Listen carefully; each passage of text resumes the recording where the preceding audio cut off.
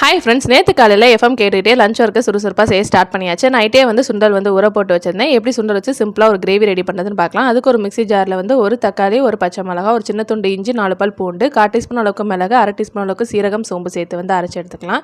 இப்போ குக்கரில் எண்ணெய் சேர்த்துட்டு ஒரு சின்ன துண்டு பட்டை, கிராம்பு, 2 பெரிய வெங்காயம் சேர்த்து நல்லா வதங்கினதுக்கப்புறம் நம்ம அரைச்சி வச்சிருக்க பேஸ்ட்டையும் சேர்த்து இது நல்லா மிக்ஸ் பண்ணி விட்டுலாம்.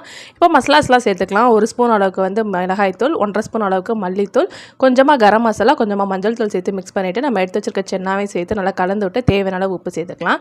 இப்போ இன்னொரு பேஸ்ட் ரெடி பண்ணணும். தேங்காய் கூட 2 ஸ்பூன் அளவுக்கு நிலக்கடலை பருப்பையும் சேர்த்து நல்லா பேஸ்ட்டாக அரைச்சி இதோட சேர்த்து மிக்ஸ் பண்ணிவிட்டு தேவையான அளவு தண்ணி ஊற்றி நல்லா கலந்து விட்டு கொஞ்சமாக கொதிச்சு வர டயத்தில் மல்லித்தலை தூவிட்டு குக்கர் மூடி ஒரு 5 விசில் வச்சு இறக்கணும்னா சுண்டலும் நல்லா சாஃப்ட்டாக வந்திருக்கும். கிரேவியும் சூப்பராக ரெடி ஆகிடுச்சு. இது சாப்பாடோட வச்சு சாப்பிட்றக்கும் டேஸ்ட் சூப்பராக இருக்கும். அப்பளம் மட்டும் ரெடி பண்ணி சாப்பிட்டாச்சு. கண்டிப்பாக இந்த கிரேவி வைக்கிற அன்னைக்கு நைட் டின்னருக்கு சப்பாத்தியுமே ரெடி பண்ணிடுவேன்.